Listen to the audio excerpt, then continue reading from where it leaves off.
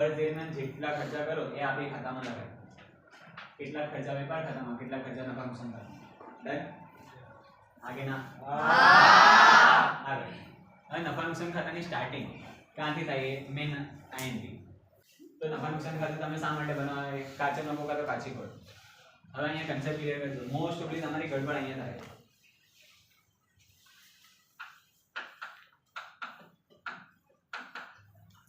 આ તમે વેપાર ખાતું બનાવો, અહીંયા 10,000 તમારી આવક. હવે એક નિયમ છે, તમે જ્યારે ખાતું બંધ કરો ત્યારે ઉધાર અને જમા બાજુનો સરવાળો હંમેશા સરખો થવો જોઈએ. જ્યાં રકમ ઘટે, અહીંયા 10,000 આવક, તમારી જમા બાજુ 10,000, ઉધાર બાજુ 8,000 હોય ખર્ચા, 2,000 ઘટે એને કહેવાય કાચો નફો. અથવા 10,000 હોય અને અહીંયા 8,000 હોય, 2,000 રૂપિયા અહીંયા ઘટે અને કહેવાય કાચી ખોટ. આટલી તમને સમજ પડી ગઈ કે વેપાર ખાતું બનાવો તો કાં તો કાચો નફો મળે કાં તો કાચી ખોટ મળે. હવે આની એન્ટ્રી છે નફા નુકસાન ખાતું સ્ટાર્ટ થાય. વેપાર ખાતાની ઉધાર બાજુ વર્ડ સાંભળજો. વેપાર ખાતાની ઉધાર બાજુ તમે શોધો, જે રકમ શોધો તેને કહેવાય કાચો નફો. વેપાર ખાતાની કઈ બાજુ? રિપીટ. વેપાર ખાતાની કઈ બાજુ? ઉધાર. વેપાર ખાતાની ઉધાર બાજુ કાચો નફો. એની બીજી અસર કાચો નફો. નફા નુકસાન ખાતાની જમા બાજુ. આ ઓપોઝિટ. વેપાર ખાતાની જમા બાજુ કઈ બાજુ? જમા બાજુ. કઈ વસ્તુ? આની ઓપોઝિટ. આની જમા છે તો નફા નુકસાન ખાતાની ઉધાર. બેમાંથી કોઈ એક જ વસ્તુ આવે. સ્ટાર્ટિંગ દાખલો અહીંયાથી થાય. હવે જો આ વસ્તુ આવે આવે ને આવે. પગાર વત્તા બોનસ એક જ વસ્તુ. તમે ધંધો ચાલુ કરો કપડાનો, હવે તમે ધીરે ધીરે ફેમસ થઈ ગયા તો તમે એક જગ્યાએથી બીજી જગ્યાએ બ્રાન્ચ ઊભી કરો તો બ્રાન્ચ માટે એક જ વ્યક્તિ એક જ જગ્યાએ કામ કરી શકે. 2 થી 3 જગ્યાએ કામ કરવા જાય તો નહીં મેળ પડે. દિવસ રાત એક હારે થાય નહીં થાય. એ રીતે ધારો કે તમારી એક બ્રાન્ચ કામરેજમાં છે, એક બ્રાન્ચ નાના વરાછામાં, એક બ્રાન્ચ મોટા વરાછામાં, એવી રીતે તમે જુદી જુદી બ્રાન્ચ ખોલો ને તમારા નામ થઈ ગયું કે ભાઈ ટોપ 10 કપડામાં સારામાં સારું ને સસ્તામાં સસ્તું ને વેરાયટી વધારે મળે. સસ્તું બી મળે, સારું બી મળે ને વેરાયટી પણ મળે. તો તમે બ્રાન્ડ નેમ લોગો ઊભો થઈ ગયો અને તમે જુદી જુદી જગ્યાએ તમારી દુકાન પર ઓપનિંગ કરી દીધી. હવે કામ કરવા માટે કારીગર અથવા કામદાર કર્મચારી જોઈએ, એને પગાર આપો, ભથ્થા આપો, મોંઘવારી ભથ્થું વગેરે, બોનસ આપો, દિવાળીમાં બોનસ, બરાબર? પગાર સમજ પડી ગઈ? મેં વર્ડ ક્લિયર કરાવ તમને એમ ગોખવા માટે તો ચોપડી છે. તમે વર્ડ ક્લિયર કરી લો. ખર્ચા છે, પૈસા જાય, તમારી પાસેથી પૈસા જાય તો ખર્ચા, બરાબર? આગળ. હવે ધારો કે તમારી પાસે એટલા પૈસા નથી કે તમે દુકાન પોતાની કરી શકો સ્ટાર્ટિંગમાં, તો તમે શું કરવાના? ભાડે લેવાના. 10,000, 12,000, 15,000 જેવી રીતે ચાલે તે રીતે, બરાબર? તો ભાડું ચૂકવવું પડે. તમારો ખર્ચો કહેવાય. હા કે ના? બરાબર. મોસ્ટ ઓફલી જે રનિંગ છે, જે રેગ્યુલર આને જે વસ્તુ ઉપર લખું છું હવે વીમા પ્રીમિયમ. ધારો કે તમારી જે એક કપડાની દુકાન છે વરાછામાં, એની બાજુમાં જ ફટાકડાની દુકાન છે. વીમા પ્રીમિયમ શું છે કે વીમો શું શા માટે લેવાય કે આપણી કપડાની દુકાન છે, બાજુમાં ફટાકડાની દુકાન, ભૂલે ચૂકે જો એ દુકાનમાં આગ લાગે બાજુમાં ફટાકડાની દુકાનને લીધે તો તમારું નુકસાન થાય. તો એના માટે શું થાય? વીમા કંપની બેહેલી છે. તમે હર મહિને અમુક રકમ ચૂકવો. જે રકમ ચૂકવો ને એને વીમા પ્રીમિયમ કહેવાય. ધારો કે 10 લાખ રૂપિયાનો તમે વીમો લીધો કે મારી દુકાનમાં આટલો માલ છે, તો વીમા કંપની નક્કી કરી કે 10 લાખ રૂપિયા તમારી દુકાનમાં માલ છે તો હર મહિને તમે 10,000 રૂપિયા પ્રીમિયમ તરીકે ભરવાના. એટલે જે તમે રકમ ચૂકવો છો એને વીમા પ્રીમિયમ કહેવાય. એટલે ક્લિયર? જો ભૂલે ચૂકે આગ લાગી તો વીમા કંપની ચેક કરે કે ભાઈ આ આગ શા માટે લાગી, કારણ તમે જે બતાવ્યું એ કારણ છે હા કે ના, ચેકિંગ કરે. જો એ જ કારણ હોય કે ફટાકડાની દુકાનને લીધે આગ લાગે તો તમને વીમા કંપની પૂરેપૂરા પૈસા આપે, ચેકિંગ કરે ત્યાર પછી, બરાબર? આગળ.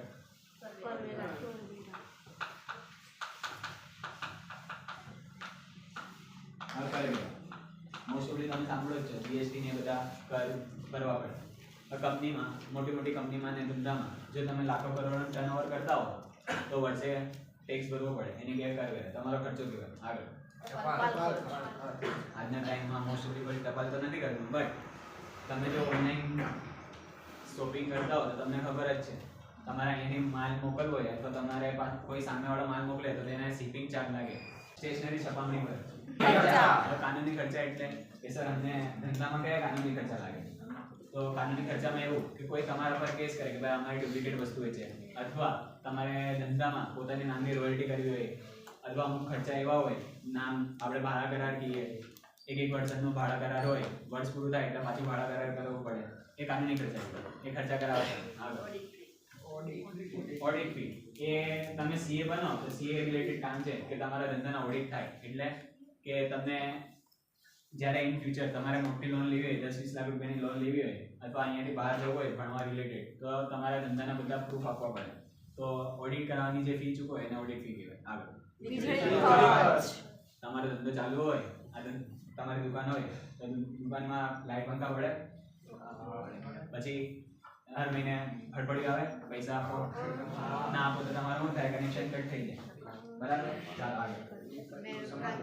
મિલકતનું સમારકામ ખર્ચ, રિનોવેશન કરવું હોય એ બધા ખર્ચા. આગળ. પ્રોવિડન્ટ ફંડમાં ફાળો. પ્રોવિડન્ટ ફંડમાં ફાળો એ વસ્તુ તમારા માટે નથી. એ પ્રોવિડન્ટ ફંડ જ સૌથી પહેલો વર્ડ તમારા માટે નવો કે પ્રોવિડન્ટ ફંડ છે શું. ધારો કે તમે કોઈ જગ્યાએ કામ કરતા હો, હવે માલિક હે ને, માલિક તમને 20,000 રૂપિયા પગાર આપતા હોય. કેટલા? 20,000. હવે પોલિસી એવી બને કે માલિક એમ કહે કે તમે હે ને 19,000 રૂપિયા પગાર લો. કેટલા? રાઉન્ડ ફિગર પગાર કેટલો? 20,000. તમને મળે કેટલો? કેટલો નથી મળતો? 4. હવે ધારો કે તમે 20 વર્ષ સુધી કામ કર્યું. કેટલા વર્ષ? 20 વર્ષ. લઈને તમારો 1,000 રૂપિયા પગાર સાઈડ પર માલિક મૂકે છે. બરાબર. આને કહેવાય પ્રોવિડન્ટ ફંડ. એટલે જે વ્યક્તિ કામ કરે એના પગારમાંથી અમુક રકમ સાઈડ પર મૂકવામાં એને પ્રોવિડન્ટ ફંડ કહેવાય. પ્રોવિડન્ટ ફંડમાં ફાળો. હવે ધારો કે માલિક એમ સારા માલિક હોય એ શું કરે કે ભાઈ હું મારા કામદારને 1,000 રૂપિયા સાઈડ પર મૂકવાનું છું, તો સાથે પોતે પણ માલિક પોતે 500 રૂપિયા જે ઈચ્છા પડે તે 500 રૂપિયા પોતે મૂકે, એને કહેવાય પ્રોવિડન્ટ ફંડમાં ફાળો. કર્મચારીના 1,000 રૂપિયા લીધા, માલિક પોતે 500 રૂપિયા હર મહિને મૂકે સાઈડ પર, જે ફાળો આપે તેને પ્રોવિડન્ટ ફંડમાં ફાળો કહેવાય. પોતાના માલિકના પોતાના ખર્ચા થાય, ખર્ચા હંમેશા ઉધાર થાય. ખબર પડી? પ્રોવિડન્ટ ફંડમાં ફાળો 3 વર્ડ છે: પ્રોવિડન્ટ ફંડ, પ્રોવિડન્ટ ફંડમાં ફાળો અને પ્રોવિડન્ટ ફંડના રોકાણોનું વ્યાજ. એ તમને આવશે તો કહેવા. આટલી ખબર પડી? Provident fund. રાજ્યોમાં યોજનામાં ફાળો. સ્ટાફ ઉત્કર્ષ ખર્ચ. સ્ટાફ ઉત્કર્ષ ખર્ચ. ઉત્કર્ષ મતલબ કે ભાઈ સ્ટાફને વધારે ઉત્સાહ રાખવો, ચા પાણી કરાવવા, પછી વાર તહેવારે રજા આપવી, બોનસ આપવો. બરાબર. તમને ઉત્સાહ માટે તમારે ઉત્સાહ માટે હર અઠવાડિયે 3 એક્ઝામ છે કે તમને ઉત્સાહ વધે. સ્ટાફની તાલીમનો ખર્ચ. હવે તાલીમ એટલે કે ભાઈ અલગ અલગ વસ્તુ થયા કરે. જે રીતે કોરોના ટાઈમ પર જે પહેલાના શિક્ષક શું હતા, મોસ્ટ ઓફલી શિક્ષકોને ખાલી વિઝ્યુઅલ કે ભાઈ સ્કૂલમાં આવે ભણાવે. કોઈને સપનામાં બી આઈડિયા નહીં હતો કે ઇન ફ્યુચર કોરોના ટાઈમ પર આપને ઓનલાઈન ભણાવવું પડે. અને ઓનલાઈન ભણાવવા માટે અલગ અલગ એપ બી યુઝ થયા. મોસ્ટ ઓફલી યુટ્યુબ ત્યારથી જિંદાબાદ થયું કે ઓનલાઈન લેક્ચર જ્યારથી સ્ટાર્ટ થયા યુટ્યુબ પર ત્યારથી બધું ઓનલાઈન વધારે પડતું મળી ગયું. બરાબર. તો જ્યારે જે શીખ્યા અને જેણે અપનાવી લીધું એ આગળ જીતી ગયા, આગળ નીકળી ગયા. અને જે એમ કે મને નથી આવડતું, બરાબર, મારે કરવું જ નથી, તો એ બધા રહી ગયા. એ તાલીમ આપવી પડે કે આવી રીતે આ એપ યુઝ કરાય, આવી રીતે છે, અહીંયાથી સ્ટાર્ટ થાય, અહીંયા ઓફ થાય. એ તાલીમ મળે ત્યાર પછી તમે સારી રીતે કરો. બરાબર. વેપાર ખાતામાં આવક માલ ગાળા પાડો, અને નફા નુકસાનમાં જાવક માલ ગાળા પાડો. આને શોર્ટકટમાં જામા ગાવા કહેવાય. તમારા પાસેથી માલ જાય તો જાવક, માલ જાય છે, માલ ગાળા પાડો. તમે માલ મોકલો છો એટલે તમે પૈસા ચૂકવો. પોતાના સેલ્સમેન રાખી લો તો તેને પગાર આપવો પડે, ચાર્જ આપવું પડે, બોનસ આપવું પડે. બધા દવાની દુકાનમાં તમે જોયું હશે કે મોસ્ટ ઓફલી જે એજન્સી છે એ એક ટાર્ગેટ આપે કે આટલા પીસ અમારે વેચવાના, આનાથી વધારે વેચો તો તમને ટાર્ગેટ આપી દે 10% 20% તમારા એક્સ્ટ્રા. કપડાની દુકાન પર મોસ્ટ ઓફલી જે કારીગર કામ કરતા હોય ને એ આવી રીતે કામ કરતા હોય. 500 રૂપિયાનો શર્ટ હોય તો તમને 550 જ છે, 50 રૂપિયા તેના કમિશન લઈ લે. જો અગર વેચી શકે તો, આવડત હોય તો. ચાલ આગળ. મુસાફરી ખર્ચ. એક જગ્યાએથી બીજી જગ્યાએ સેલ્સમેનને મોકલો તો મુસાફરી ખર્ચ આપવો પડે. આગળ. વટાવ. આપેલ વટાવ. આ બે વસ્તુ જોજો, બે વર્ડ છે. એક ઉધાર બાજુ આપેલ ને જમા બાજુ મળે. ધારો કે વેચનાર તમે છો, 10,000 નો માલ વેચો છો એના પર 10% ડિસ્કાઉન્ટ આપો તો 1000 રૂપિયા ડિસ્કાઉન્ટ થયું હા કે ના 10,000 નો માલ હતો 1000 ડિસ્કાઉન્ટ તમને મળે કેટલા હાથ પર પાછું રિપીટ માલ હતો 10,000 રૂપિયાનો તમે એઝ અ વેચનાર સમજો અહીંયા તમે જ્યારે વર્ડ અમુક વર્ડ આવે ત્યારે તમને કહેવા કે તમે આ વિઝ્યુઅલાઇઝ કરો કે તમે અત્યારે વેચનાર છો તમારા દુકાનમાં અત્યારે કોઈએ 10,000 નો માલ લીધો હવે તમે 10% ડિસ્કાઉન્ટ આપો કેટલા 10,000 ને 10% પ્રમાણે 1000 ડિસ્કાઉન્ટ થયું તમારા હાથ પર ચોખ્ખી રકમ કેટલી મળે 9,000 ઓછા મળે કે વધારે મળે ઓછા જ્યારે તમને ઓછા મળે જેટલી રકમ ઓછી મળે તેને આપેલ વટાવ કહેવાય ડિલિવરી વાળનો ખર્ચ વટાવ અનામત અનામત ખબર છે અનામત એટલે પોતાની બચત અને સિમ્પલ મીનિંગ એમ કહેવાય કે પોતાની સિમ્પલ બચત પ્રદર્શનમાં ભાગ લેવાનો ખર્ચ પ્રદર્શનમાં ભાગ લેવાનો ખર્ચ મેળા ભરાય મેળા ત્યાં ટેબલ લગાય આ સ્કૂલમાં આનંદ મેળો થાય ત્યારે તમે ટેબલ લગાવો તો ખાવા પીવાની ટેબલ 200 રૂપિયા ટેબલ 500 રૂપિયા ટેબલ લાગતી હોય બરાબર એને કહેવાય પ્રદર્શનમાં ભાગ લેવાનો ખર્ચ આગળ શોરૂમના ખર્ચા ધારો કે તમે કોઈ શોરૂમમાં તમારું કોઈ એક્ઝિબિશન હોય મોસ્ટ ઓફલી શોરૂમમાં મોટા એક્ઝિબિશન થાય ત્યાં સેમ આવી રીતે તમારામાં આવડત હોય તો તમે જે વસ્તુ તમારામાં જે આર્ટ હોય તમે વેચી શકો આગળ વખાર ખર્ચ સેમ વખાર એટલે ગોડાઉન આગળ ખર્ચ ધારો કે તમે શર્ટ લાવો 100 રૂપિયાની એના પર પ્રિન્ટિંગ કરો મિકી માઉસની અને પ્રિન્ટિંગ કરીને એને મસ્ત પેકિંગ કરી આપો 100 રૂપિયાની શર્ટ તમે 500 માં વેચો બટ એને આવડત હોય માઇકલ જોર્ડનનું નામ સાંભળેલું હવે તેની બિગેસ્ટ સ્ટોરી કહું એના પપ્પા એક દિવસ તેને બોલાવીને એક સારો ટી-શર્ટ આપ્યું હવે પૂછે છે આ કેટલા રૂપિયાનું હશે હવે તે છે આફ્રિકા અમેરિકા જે જ્યાં ના હોય ત્યાં ત્યારે સ્ટોરીમાં એમ છે કે $1 એના પપ્પાને કહે છે $1 નોર્મલ છે પહેરેલું ટી-શર્ટ છે $1 એના પપ્પા કહે તું કેટલામાં વેચી શકે તો માઇકલ જોર્ડન એમ કહે છે કે $2 માં વેચી શકા $1 કાં તો $2 માં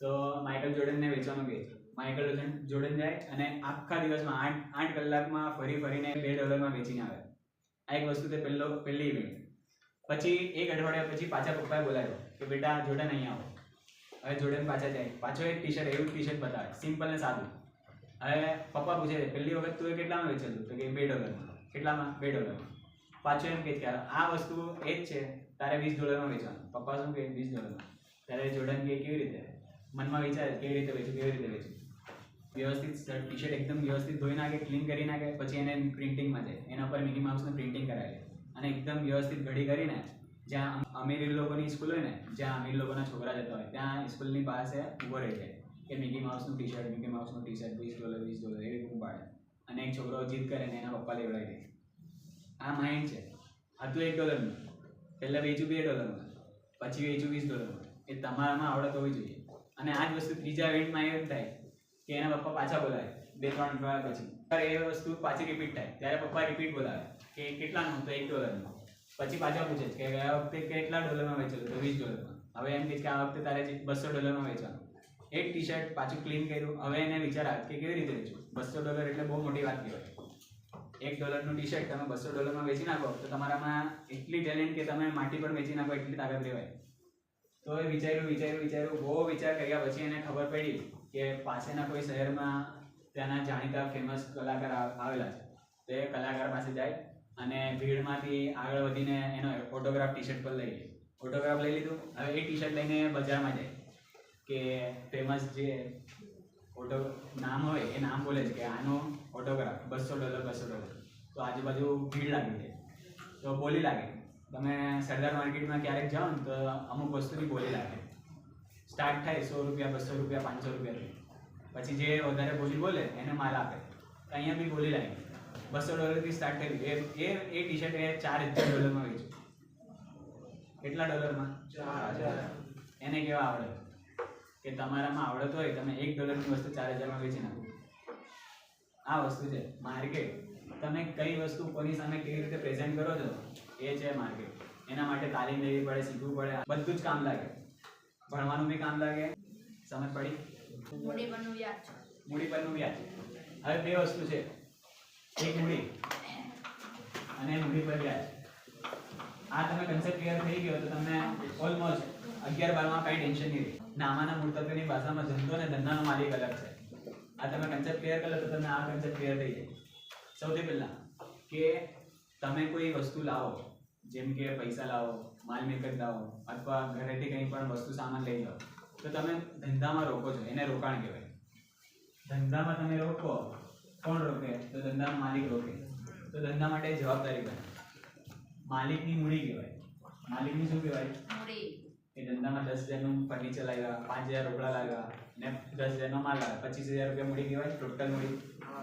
હવે આ પૈસા જ્યાં સુધી તમે 25,000 રૂપિયા કમાઈ નહીં લો ત્યાં સુધી તમારી મૂડી અંદર જમા રહે. મૂડી કમાઈ લો, મૂડી પહેલા તમારા હાથમાં આવી જાય. તમારી બેઝિક ભાષામાં કહો કે તમે 16 રૂપિયાની ટી શર્ટ લાવ્યા, એવા 10 ટી શર્ટ લાવ્યા, તમારી 1,000 રૂપિયાની મૂડી કહેવાય. તમે મૂડી કેટલી રહી ગઈ? 1,000 રૂપિયાની મૂડી રહી ગઈ. હવે તમે 1,000 રૂપિયાના શર્ટ સામે તમે 1,000 રૂપિયા કમાવો તો તમે કઈ ફાયદો લીધો? આ તમે પડતર કમાઈ કહેવાય. શું કહેવાય? ખાલી પડતર. ધારો કે આના પર 200 રૂપિયા તમે કમાયા તો આને કહેવાય ધંધાનો માલિક. જ્યારે ધંધામાં મૂડી રોકે તો ધંધાની જવાબદારી બને કે એ પૈસા રિટર્ન આપે ધંધાના માલિકને. એટલે 25,000 રૂપિયા તમે રોકો ને તો 25,000 રૂપિયા પહેલા તમે રિટર્ન લો, એના પર તમને જે વ્યાજ મળે અમુક ટકા વ્યાજ તમે ધારી લો, 2%, 5%. ગણવાના દાખલા આવે ત્યાં લખી દો કે મૂડી પર 5% વ્યાજ, 2% વ્યાજ, 10% વ્યાજ. જે વ્યાજ મળે ને એ તમારી આવક કહેવાય. કોની આવક? માલિકની આવક. પણ ધંધા માટે શું કહેવાય? ખર્ચો. એટલે નફા નુકસાન ખાતામાં ઉધાર બાજુ લખાય.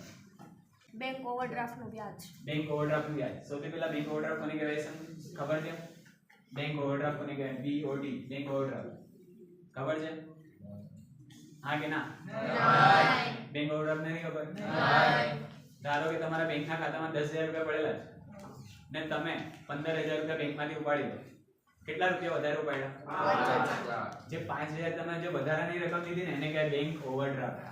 હવે એના માટે બેંકમાં શાખ હોય છે. શાખ મતલબ તમારી ક્રેડિટ, કે તમે ટ્રાન્ઝેક્શન કરતા હો ને રેગ્યુલર તો તમારી શાખ બની જાય. તમારા પપ્પાની અગર શાખ હોય કે રેગ્યુલર ટ્રાન્ઝેક્શન કરતા હોય તો બેંક વાળા તમને વધારે પૈસા આપે, એને કહેવાય બેંક ઓવરડ્રાફ્ટ. 10,000 રૂપિયા ખાતામાં પડ્યા હોય ને 15,000 રૂપિયા આપે, જે 5,000 રૂપિયા વધારે હોય ને એને કહેવાય બેંક ઓવરડ્રાફ્ટ. ને એના પર બેંકને વ્યાજ ચૂકવવું પડે, એ તમારો ખર્ચો. આગળ લીધેલી લોનનું વ્યાજ. લીધેલી લોનનું વ્યાજ. હવે તમારો ધંધો એક્સપાન્સ કરવો હોય, વધારવો હોય તો તમારે પૈસાની જરૂર પડે. તમારી પાસે પૈસા નહીં હોતા, કાકા મામા દોસ્તાર મિત્ર કોઈ પણ ચાલે, બરાબર? કોઈની પાસે પણ તમે પૈસા લો તો પૈસા એમને આપવાના જ સામેવાળો. મને શું ફાયદો? હું તને પૈસા આપું, શું ફાયદો? તો જે મિત્ર લોન આપે, જે કાકા મામાના કોઈરા જે પૈસા આપે એના પર તમારે શું ચૂકવવું પડે? વ્યાજ. એને કહેવાય લીધેલી લોનનું વ્યાજ. આગળ એ તો તમને ખબર જ છે, બેંક વાળા ચાર્જ કાપી લે. આગળ બેંક કમિશન ચૂકવવું પડે. આગળ હવે ઓપોઝિટ સાઈડ જમા બાજુ થઈ ગયું એ વસ્તુ. આગળ મળેલ વટો. વર્ડ અહીંયા રિપીટ. અહીંયા હતું વેચનાર. હવે આ વર્ડ વેચનારની જગ્યાએ હવે તમે ખરીદનાર સમજો. તમે કોણ? ખરીદનાર. તમે વસ્તુ ખરીદવા જાઓ, દિવાળી ધમાકા ઉપર તમે 10,000 નો માલ લો તો 2,000 રૂપિયા ડિસ્કાઉન્ટ. સાંભળજો, પાછું રિપીટ. તમે એઝ અ ખરીદનાર. કોણ? દિવાળી ધમાકા ઉપર કે 10,000 નો માલ લો તો તમને 2,000 રૂપિયા ડિસ્કાઉન્ટ. તો તમને કેટલા રૂપિયા ચૂકવવા પડે? ફાયદો થયો 2,000 નો. એને કહેવાય મળેલ વટાવ. ક્લિયર? જેટલું મળે એટલી આવક કહેવાય. ઇન શોર્ટ અહીંયા તમે મળેલ વડ આવે ને, જેટલા મળેલ વડ એ તમારી આવક. આવકની જમા પર લખાય. આગળ તમે કોઈને ભાડા પર મકાન આપો, તમારું મકાન હોય, 2 મકાન હોય, એક મકાનમાં તમે રહેતા હોય અને બીજા મકાનમાં તમે ભાડા આપી દો તો હર મહિને તમને 10,000 12,000 ની આવક ચાલુ થાય, એને કહેવાય મકાનની ભાડાની આવક. તમે ચૂકવો તો ચૂકવેલ કમિશન, આપેલ કમિશન કહેવાય. ને તમને મળે તો તમને કહેવાય મળેલ કમિશન. આગળ સેમ કમિશન જેમ મળે તેમ દલાલી મળે. દલાલી ધંધો કરતા હોય એને ખબર હોય દલાલી મળે.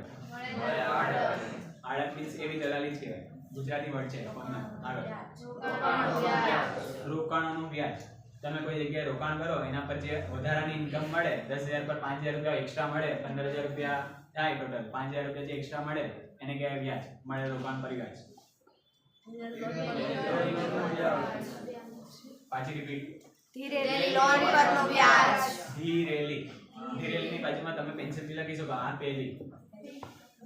ધીરેલીની સમજ પડે તો આપેલી કે તમે કોઈને લોન આપો એના પર પાછું વ્યાજ પણ મળે. આગળ. ઉપાડ પરનો વ્યાજ. ઉપાડ પર વ્યાજ. ઉપાડ. ઉપાડ તમે શીખી ગયા. કોને કહેવાય ઉપાડ? તો કે ધંધાનો માલિક. ધંધામાંથી રોકડ માલ કે મિલકત પોતાના અંગત વપરાશ માટે લઈ જાય એને કહેવાય ઉપાડ. જનરલ સ્ટોર છે, કરિયાણા સ્ટોર, હરોજ સવારે 2-3 થેલી દૂધની થેલી લઈ જાય પોતાના ઉપયોગ માટે એને કહેવાય શું કહેવાય ઉપાડ. એ પોતાના ખીચામાંથી નાખો ને 60 રૂપિયા 70 રૂપિયા 100 રૂપિયા. પોતાની દુકાન છે, પોતાના દુકાનમાં ઓલા પૈસા નાખો. બરાબર. ઉપાડ પર વ્યાજ. તમે ઉપાડ કરો, ધંધામાંથી ઉપાડ કરો તો માલિક ઉપાડ કરે તો ધંધાને પૈસા ચૂકવવા પડે એટલે માલિક માથે દેવું કહેવાય. માલિક માથે દેવું કહેવાય. પૈસા ચૂકવવા પડે એટલે માલિક માથે દેવું કહેવાય. એના પર વ્યાજ ચૂકવવું પડે એટલે ઉપાડ પર વ્યાજ. આગળ. ઘાલખાત પરત. તમે વર્ડ શીખી ગયા ઘાલખાત. અહીંયા છે ઘાલખાત પરત. એક વસ્તુ બીજી છે અહીંયા ઉધાર બાજુ જો પાછળના પેજ પર ઘાલખાત વર્ડ છે પાછળ પેજ પર ડાઉન છે તો પેલા આ શીખી ઘાલખાત છે અહીંયા ઘાલખાત પેલા ઘાલખાત વર્ડ સમજી લો એટલે ઘાલખાત પરત આવડે. ધારો કે રાજુભાઈની શોપ છે અને પપ્પુ નામનો એક કસ્ટમર આવે 2000 નો માલ લઈ જાય. હવે પપ્પુ શું કહે રાજુભાઈને કે રાજુભાઈ અત્યારે મારી પાસે પૈસા નથી તો તમે 2000 રૂપિયાનો માલ ઉધાર આપો. હવે થાય એવું કે પપ્પુ પાસે 1 મહિનાનો વાયદો ગયો હોય કે ભાઈ 1 મહિના પછી પપ્પુ આવશે ને પૈસા આપી દેશે. 1 મહિનો થયો, પપ્પુને ફોન કર્યો, પપ્પુ આપતો નથી. 2 મહિના થયા, 3 મહિના થયા એટલે રાજુભાઈ સમજી ગયા કે આ મારા પૈસા લઈ લીધા, હવે મળશે નહીં. ઇન શોર્ટ હવે પૈસા જે નહીં મળવાના ધંધામાં જે પૈસા નહીં આવે એને કહેવાય ઘાલખાત. ઘાલખાત પરત વડ 2000 નો માલ લીધો પૈસાનો એમાંથી 1000 રૂપિયા રિટર્ન કરી દીધા. 1000 રૂપિયા તો પાછા આવ્યા જે પાછા મળે એને કહેવાય ઘાલખાત પરત. ખબર પડી ઘાલખાત ને ઘાલખાત પરત? હવે તમે અહીંયા 4 વર્ડ છે ઘાલખાત, ઘાલખાત અનામત. અનામત મીન્સ રિઝર્વ કે ભાઈ તમે પહેલેથી ખબર છે પપ્પુ 2000 રૂપિયા નથી આપવાના તો તમે ધંધામાંથી સાઈડ પર જે પૈસા રાખો ને એને રિઝર્વ કહેવાય. એને કહેવાય ઘાલખાત અનામત. હવે આના હવાલા આવે. આ વસ્તુ તમે શીખી ગયા તો તમારા 2 માર્ક્સ કન્ફર્મ. 2 વર્ડ છે એક ઘાલખાત અને બીજું ઘાલખાત અનામત. હવે તમે કાચા સરવૈયામાં જે લખેલું બાજુમાં લખેલું હોય કાચા સરવૈયું કાચું સરવૈયું જે નીચે લખેલો હવાલા લખેલું છે જો અહીંયા ઘાલખાત કાચું સરવૈયું પછી પ્લસ ઘાલખાત હવાલા પ્લસ ઘાલખાત અનામત હવાલા અને માઈનસ ઘાલખાત અનામત કાચું સરવૈયું. આખું ફોર્મેટ છે આ તમને યાદ રહેવું જોઈએ. ઘાલખાત જૂની મીન્સ કાચું સરવૈયું એટલે તમારી જે રકમમાં ઘાલખાત આપે ને જૂની ઘાલખાત કાચા સરવૈયામાં એને કહેવાય જૂની ઘાલખાત. કાચા સરવૈયાની ઘાલખાત પહેલેથી હોય ને કાચા સરવૈયામાં એને ઘાલખાત અનામત જૂની કહેવાય.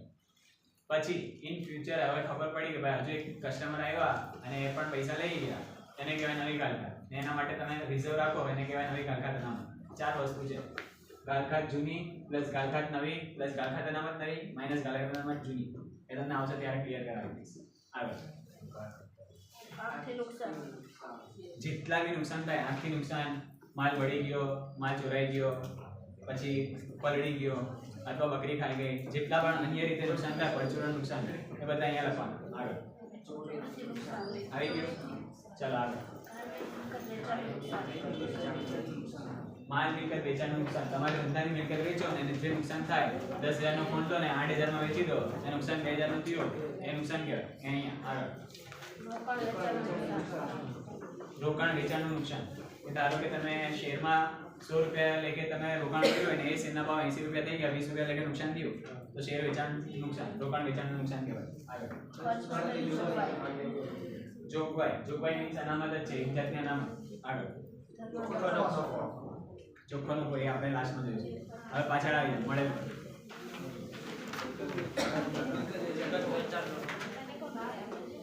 ઘાલખાત પરત સુધી થઈ ગયું. એની આગળ એક બાજુ ખોટ થઈ તો ખોટ જાય ઉધાર પર જે નફો મળે જમા પર. આગળ પસ્તીના વેચાણની ઉપજ. વસ્તીના વેચાણની ઉપર તમારું ધોરણ 11 પતે જે દિવસે છેલ્લું પેપર હોય એ દિવસે તમે શું કરવાના જો તમે વિઝ્યુઅલાઇઝ કરતા જે એક્ઝામ પતી ઘરે ગયા ને ઘરની બહાર પસ્તી વાળા આવ્યા પસ્તી લઈ લો પસ્તી બરાબર તમે લઈને 11 વાળા ચોપડા બધા આપી દીધા પસ્તી રિઝલ્ટની બી રાની જોવાની 10 રૂપિયા 15 રૂપિયા કિલો આપી દીધા બરાબર એને કહેવાય પસ્તીની ઉપર ચાલો આગળ ધંધામાં જે પગાર વધતો હોય તે આગળ પરચુરણાઓ અને આવક જે થાય નાના મોટા ખર્ચા જે રીતે ખર્ચા થાય એવી રીતે પરચુરણ ખર્ચા એ રીતે નાની મોટી જે આવક થાય એને પરચુરણ આવક આગળ ઉમેદવારનું પ્રીમિયમ ઉપર જોઈ ગયેલા તે રીતે